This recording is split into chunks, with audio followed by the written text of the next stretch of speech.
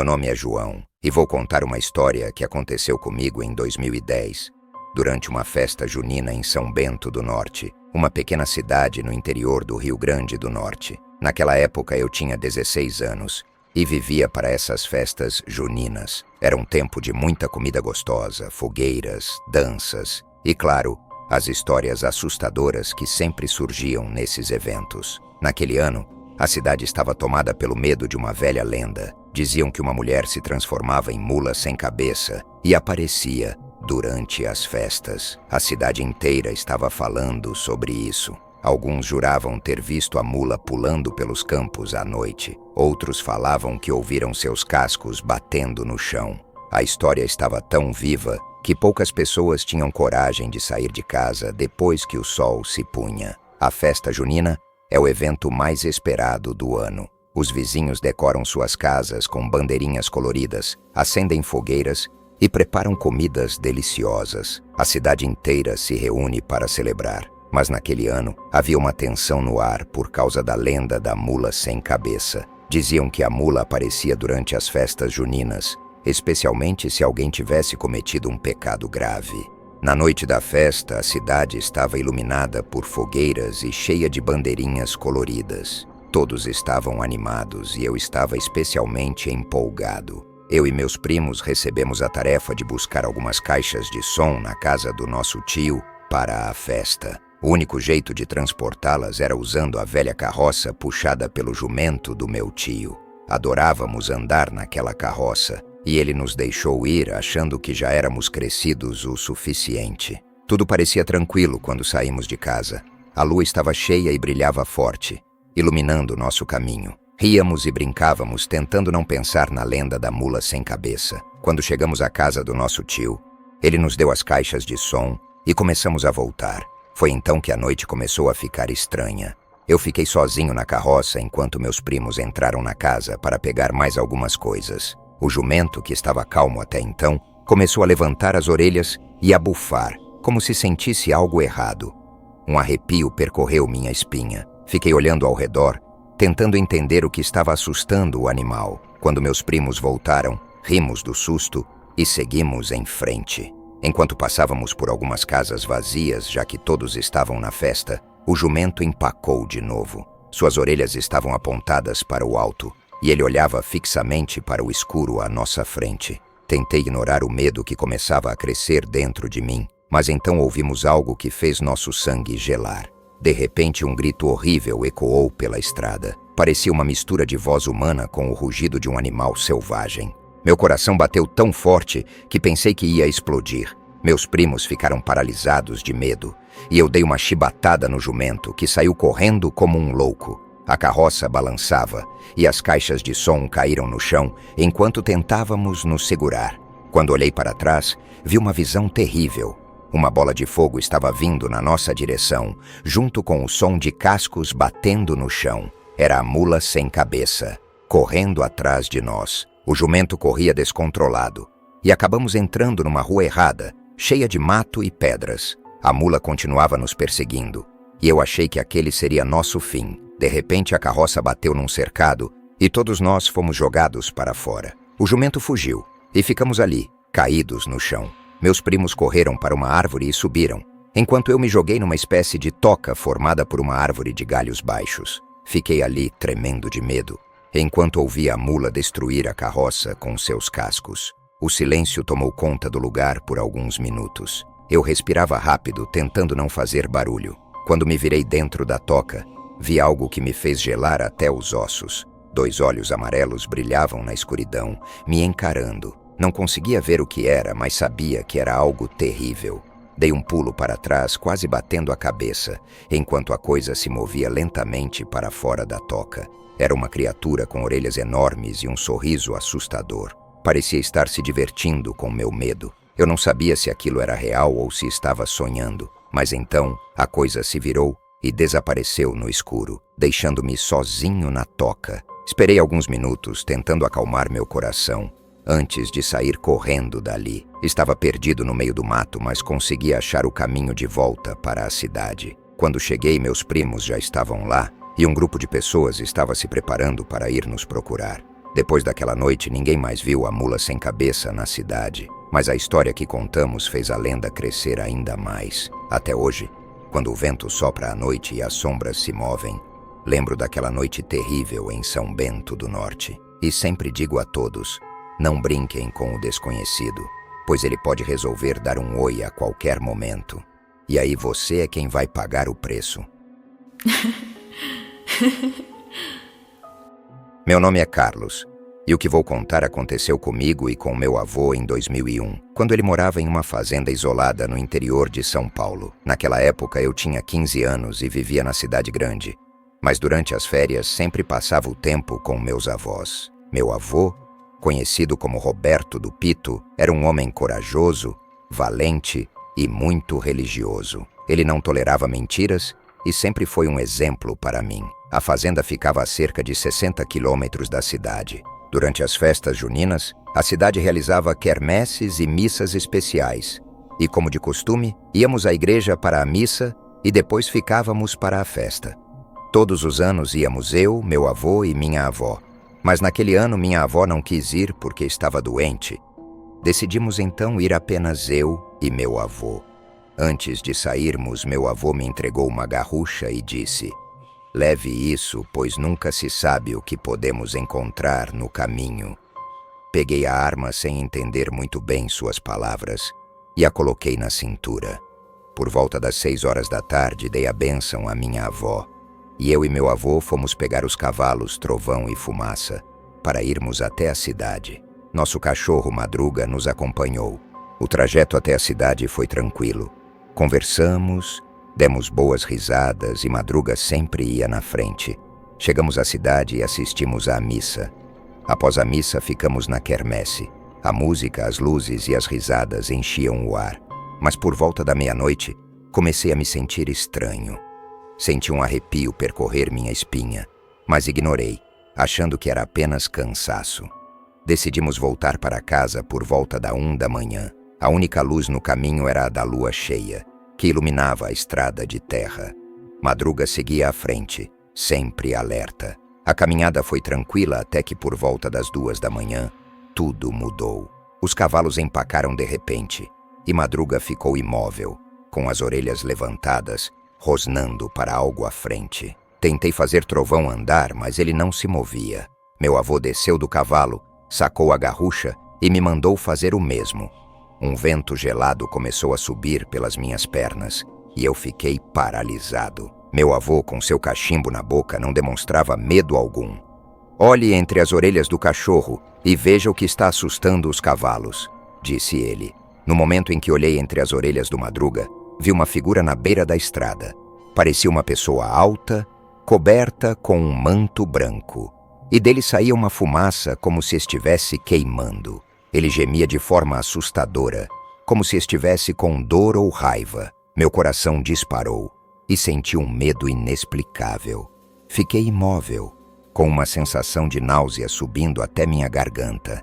Meu avô apontou a garrucha e gritou: "Saia da nossa frente agora ou eu atiro!" A figura soltou um grito ensurdecedor com vozes misturadas.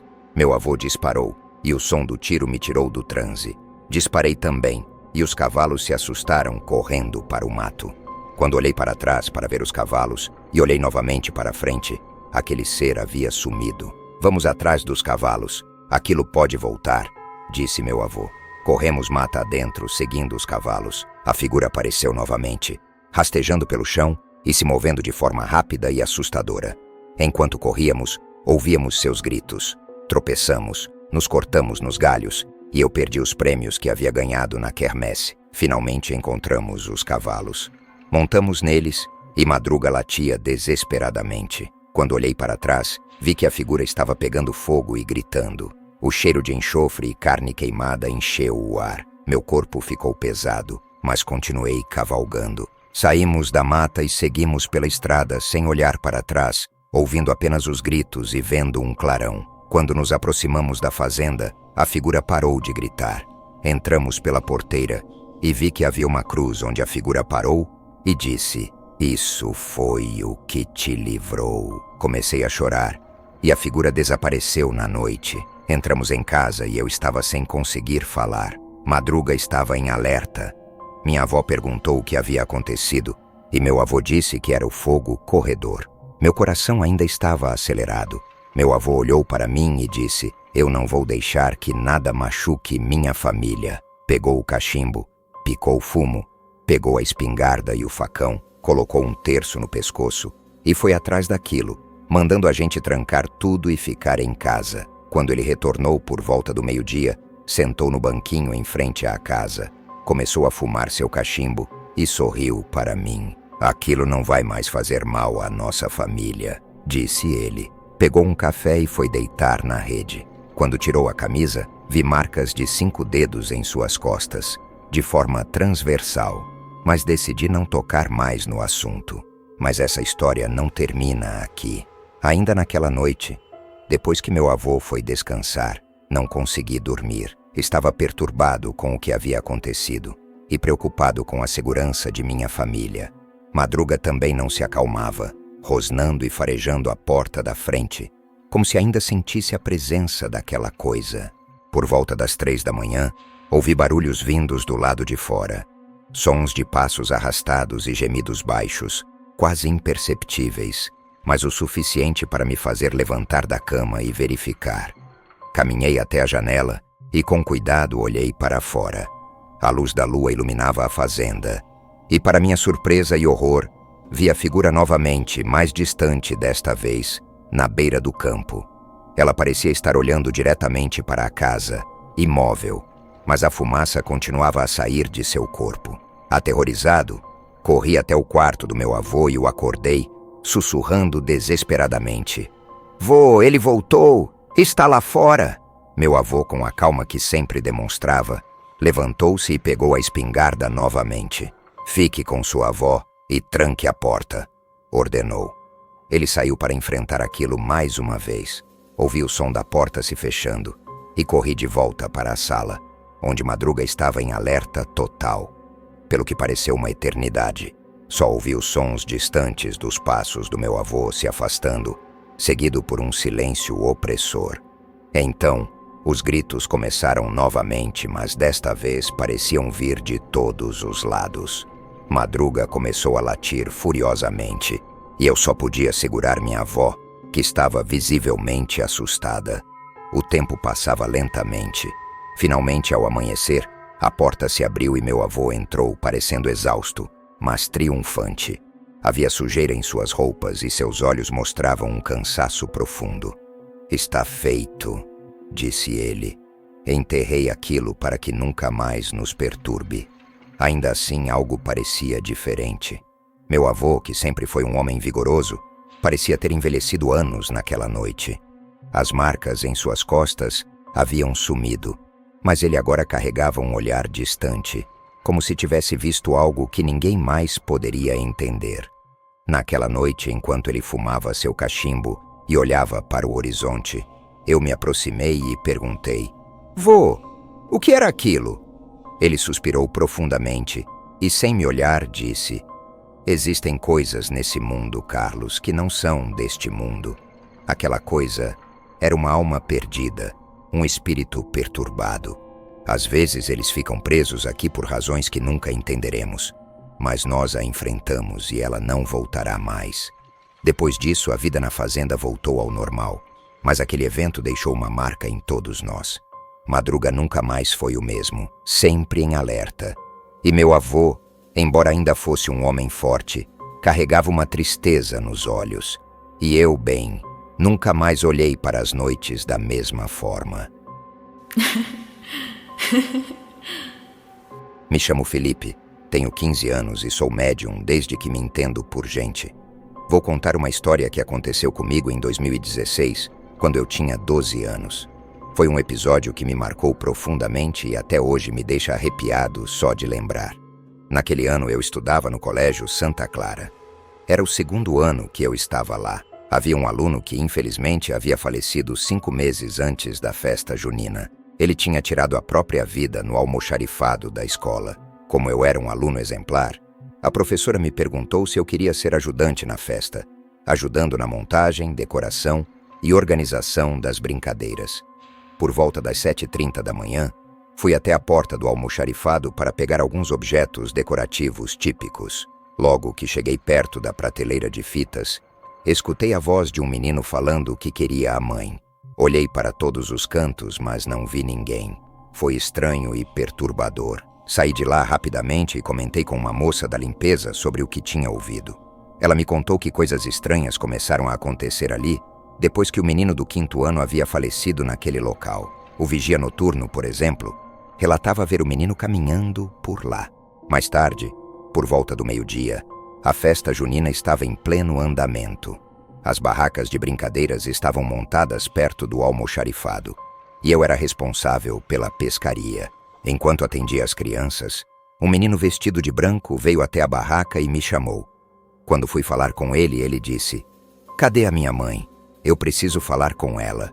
Eu não fiz a lição e a professora não fala comigo. E tem uma menina sentada no meu lugar." Logo em seguida, ele desapareceu. Foi nesse momento que percebi quem era o menino de branco. Um calafrio percorreu minha espinha.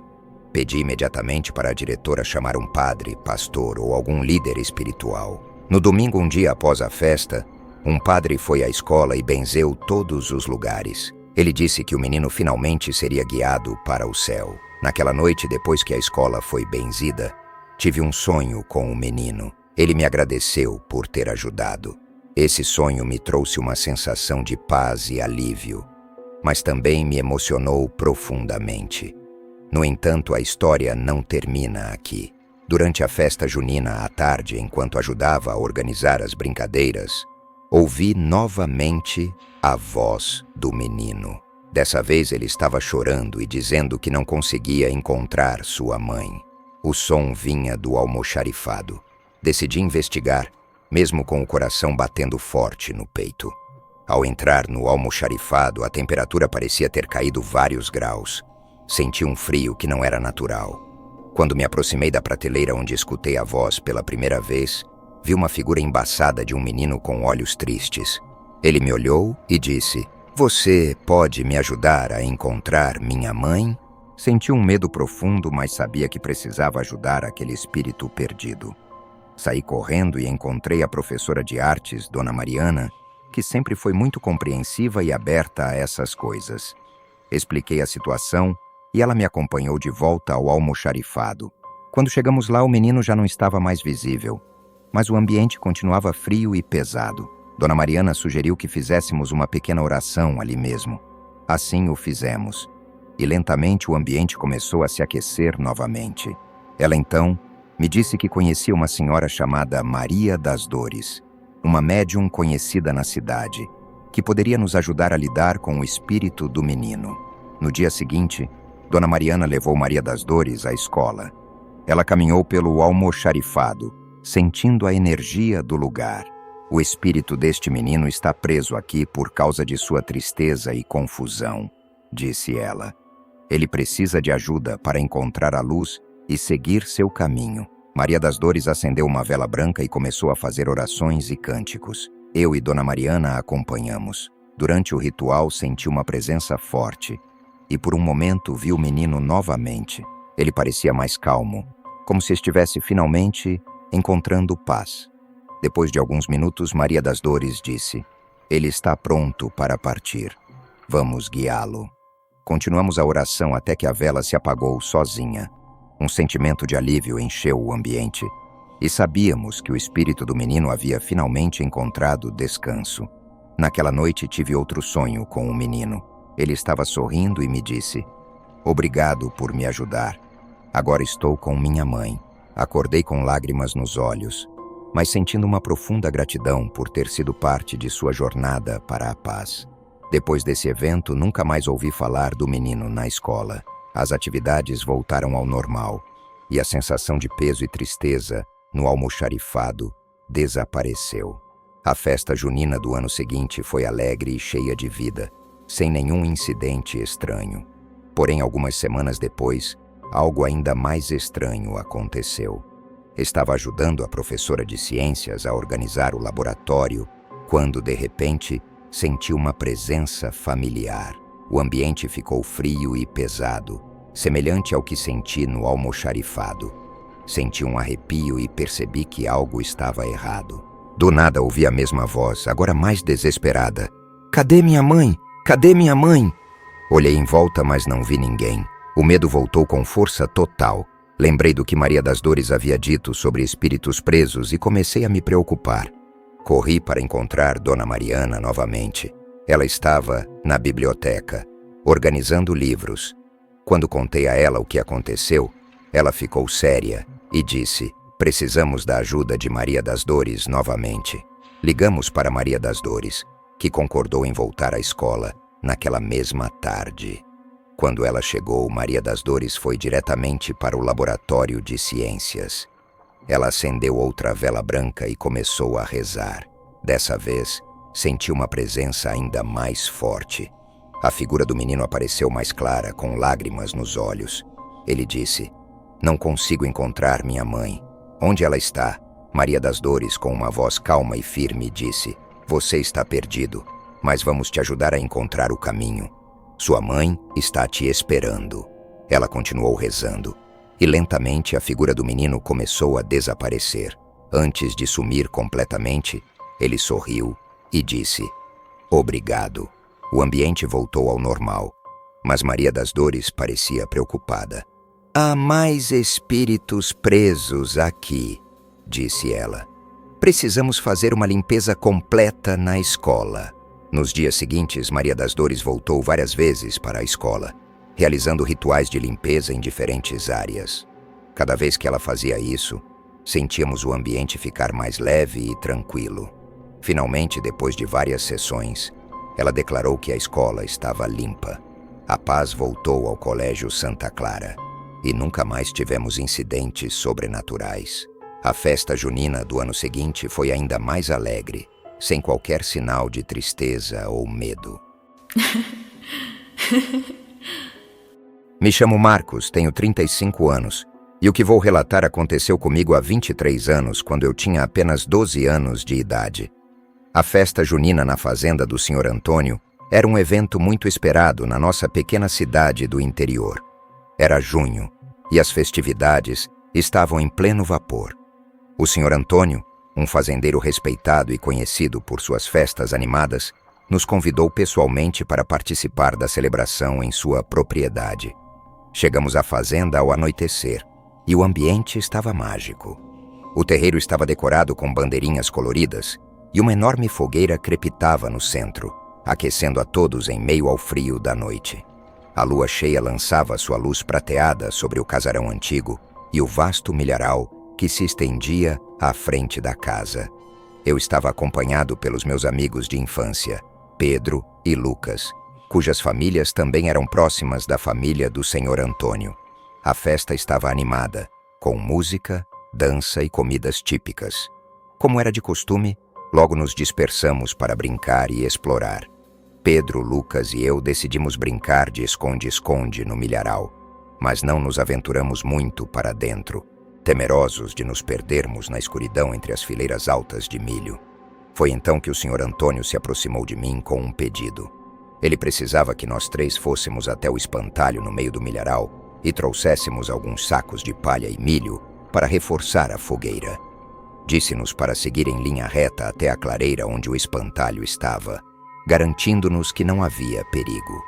Com algum receio, começamos nossa caminhada pelo milharal. Aos poucos, os sons alegres da festa foram se tornando abafados, substituídos pelo vento sussurrante que balançava as folhas de milho e o farfalhar de nossos passos na terra úmida. A luz da lua iluminava o caminho à nossa frente, mas eu não conseguia evitar a sensação de que estávamos sendo observados. À medida que nos aproximávamos da clareira, percebi um movimento ao nosso lado, nas fileiras de milho adjacentes. Um vulto sombrio parecia nos seguir, mas quando olhei naquela direção, não havia nada além do balançar suave das plantas ao vento. Respirei fundo e continuei, tentando ignorar minha crescente inquietação. Chegamos finalmente à clareira, onde o espantalho estava erguido em um bambu, com seus braços estendidos como se estivesse nos recebendo. Sua cabeça era uma bola de pano sujo, confeições grotescas pintadas de forma rudimentar. Pegamos os sacos de palha e começamos a nos preparar para voltar, quando percebemos algo estranho. O espantalho não estava mais lá. Um arrepio de medo percorreu minha espinha, enquanto olhávamos ao redor, buscando qualquer sinal do espantalho desaparecido. Foi então que ouvimos um ruído atrás de nós. Pedro, assustado, virou-se primeiro, apenas para ser atingido por outro espantalho que emergiu das sombras, segurando uma faca improvisada feita de madeira e metal enferrujado. O grito de terror de Pedro ecoou pelo milharal, enquanto o espantalho o empurrava para frente, a lâmina encontrando seu alvo com precisão terrível. Lucas gritou de horror, tentando fugir, mas outro espantalho surgiu, desta vez com arame farpado em mãos, que ele rapidamente usou para enlaçar o rosto de Lucas, arrastando-o para o chão com violência. Eu estava paralisado pelo choque, incapaz de processar a cena diante de mim. Os espantalhos que momentos antes pareciam inanimados e grotescos, agora agiam com uma eficiência cruel e deliberada, como se tivessem vida própria. Eles não mostravam piedade enquanto sufocavam meus amigos, cujos gritos de agonia ecoavam pela noite silenciosa. O Sr. Antônio apareceu finalmente, correndo na direção dos gritos, mas foi tarde demais para salvar meus amigos. Ao invés de socorrê-los, seus olhos encontraram os meus, cheios de terror e culpa. Em um instante de desespero e confusão, ele me acusou de ter feito aquilo, de ter causado a morte de Pedro e Lucas. A chegada da polícia trouxe apenas mais confusão. Eu fui levado para casa ainda em estado de choque, enquanto meu pai tentava consolar minha mãe, ambos incapazes de entender o que tinha acontecido. Foi somente durante o trajeto que meu pai compartilhou comigo uma história arrepiante que ele próprio havia testemunhado quando criança. Anos atrás, durante uma festa junina semelhante na fazenda do Sr. Antônio, um acidente trágico envolvendo um espantalho tinha ocorrido. Um garoto da vila, filho de um dos trabalhadores da fazenda, fora morto de forma terrível durante uma brincadeira imprudente dos adultos.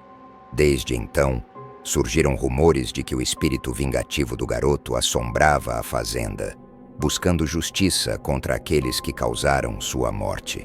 Meu pai acreditava nessas histórias, e sua convicção aumentou ao ver o que acontecera com meus amigos naquela noite fatídica. Ele lamentou amargamente ter permitido que eu fosse para o milharal, sem imaginar que estava me colocando diante de uma vingança sobrenatural que se repetia. Eu, por minha vez, carregava o peso de uma culpa injusta, enquanto a sombra daquela tragédia pairava sobre mim e sobre a fazenda do Sr. Antônio, marcando-nos para sempre com o horror das festas juninas daquele ano. Mais tarde, descobri que o Sr. Antônio tinha um pacto sombrio com os espantalhos. Cada alma oferecida aos espantalhos em suas terras lhe trazia prosperidade nas colheitas e riqueza em abundância. Os espantalhos, alimentados pelo sacrifício de inocentes, eram mais do que meros guardiões das plantações. Eram servos sinistros de um pacto macabro que garantia ao Sr. Antônio uma vida de conforto às custas da tragédia dos outros.